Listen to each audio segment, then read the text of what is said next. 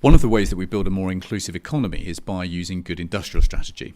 So we brought together at the House of Commons David Willits, now Lord Willits, the Metro Mayor of the West Midlands, Andy Street, Jürgen Meyer, the head of Siemens here in the UK, and the chair of the Industrial Strategy Commission, Dame Kate Barker. So before our event, I sat down with Dame Kate Barker to ask her how she thought we could make that change happen.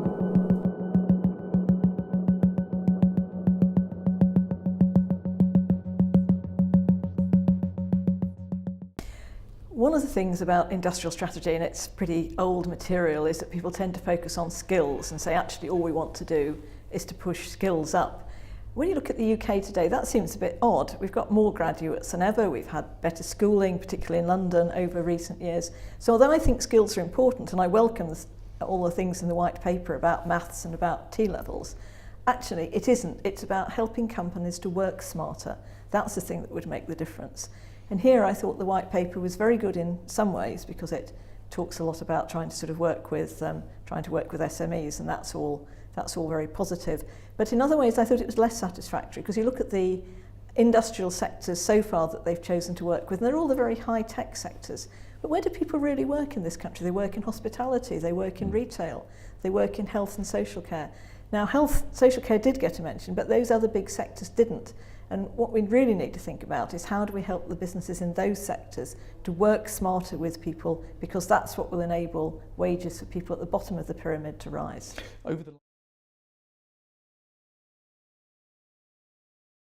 Well, I'd like to think an industrial strategy could, perhaps by drawing people together, perhaps by encouraging investment, encouraging people to share best practice. The hospitality sector, particularly in the UK, is at a notoriously low productivity sector. But the other way in which it can help, of course, is by driving through the kinds of change that mean that actually labour's a bit short. One of the difficulties in the last 10 years is we've had a very flexible labour market. In a way, it's been great, because although we've had a recession, of course, we've kept lots of people in work. The price of that has been low wages. We're now starting to move wages up, but more importantly, we're starting to think about places. So one of the encouraging things yesterday that I was pleased about was a different way of assessing projects, so that big transport projects won't just be assessed, this is a high productivity place, let's link it to another high productivity place, but it'll be assessed on saying actually this isn't a high productivity place, but let's give things to this place in terms of transport, in terms of better digital infrastructure, so that we can take it from a low productivity place to a medium productivity place. That doesn't sound terribly exciting, but the people there, it could be really exciting. Yes, that's again, there was, the government didn't pick that up, and I can understand why. It's pretty, I'm not sure it was a great slogan. But they did pick it up in some ways, in particular the teacher premium to try and move better teachers out to less well-performing places did get picked up. And there was quite a lot of mention in the white paper of what we think of as the less popular places. Grimsby got a mention, Harlow got a mention. I think that's, it's very good to see an industrial strategy that does try to deal not just with the big metro cities, but also with these places that are less loved, I would say, or less loved in the public eye. I think the people who live there love them. And so, but I didn't really see the questioning I would like to see is what is it that's holding these places back? Is it the school? Is it the schooling? In a lot of places we know it's the schooling. Is it that they haven't got broadband? Is it that they haven't got that last transport? That last transport link.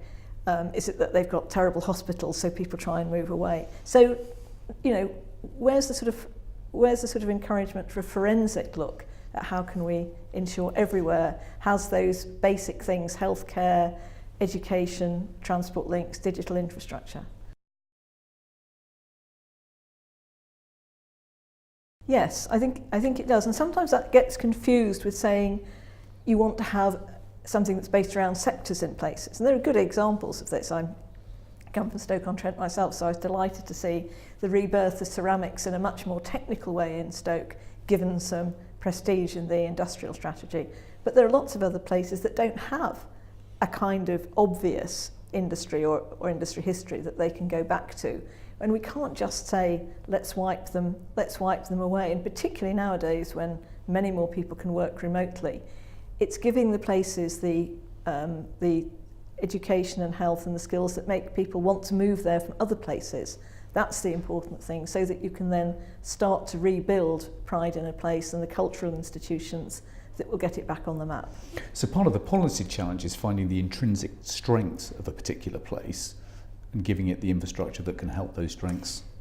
Yes, develop. but as I say, some places maybe don't have any very obvious intrinsic strength, but it's ensuring even if they haven't got an intrinsic strength, they have a basic level of service for everyone that enables people at least to move, to take such opportunities that there are around, and to be able to think and, as I say, have a sense of pride in their place. So I'm encouraged to see that places are going to be able to come up with local industrial strategies. I think that's great. The term industrial strategy is a bit odd.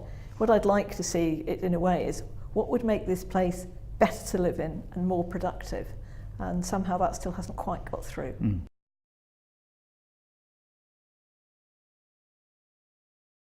I don't think we can count necessarily on wages automatically rising right down the distribution when productivity increases. We saw very big productivity increases after all under the Thatcher government and just after, and they didn't always trickle down to people near the bottom. So you will also have to work against the sort of forces that mean low wages at the bottom. And I think that's why I laid stress earlier in the interview on the industries that we think of as low wage and low productivity ones, because actually it's helping those to turn around so that all the jobs are sort of met with a reasonable productivity standard.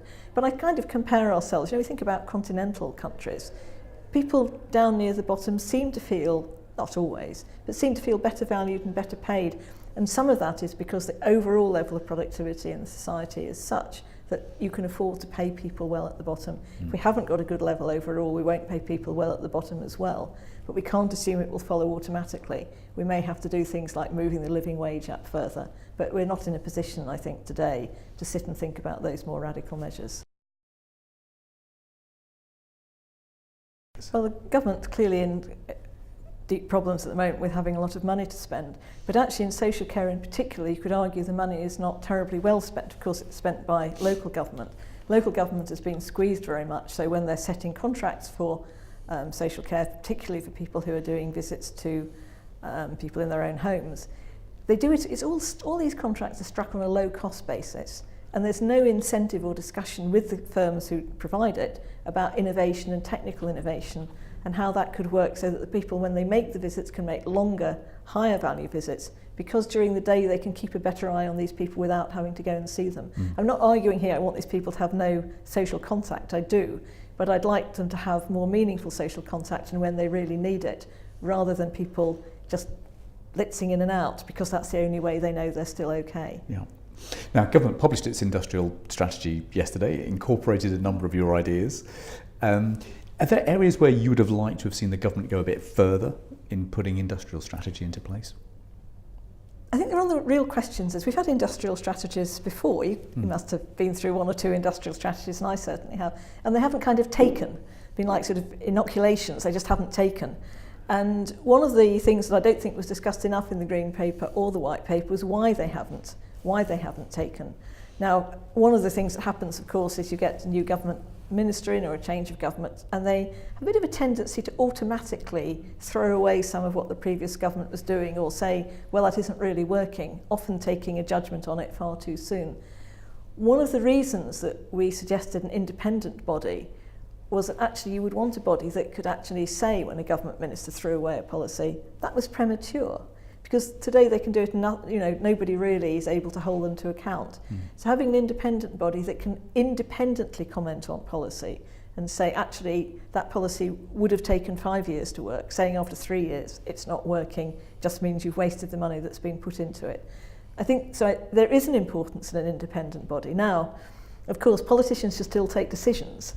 I'm a great believer in politicians taking decisions, but I'm also a great believer in having an authoritative commentator that will kind of give them a nudge to make sure that the decisions they take are really taken on a long-term view and not on the short-term view, because they are desperate to announce a new policy tomorrow. The announcement of new policies seems to me something all governments want to, and I understand why they want to do it, but they should really be discouraged. Perfect.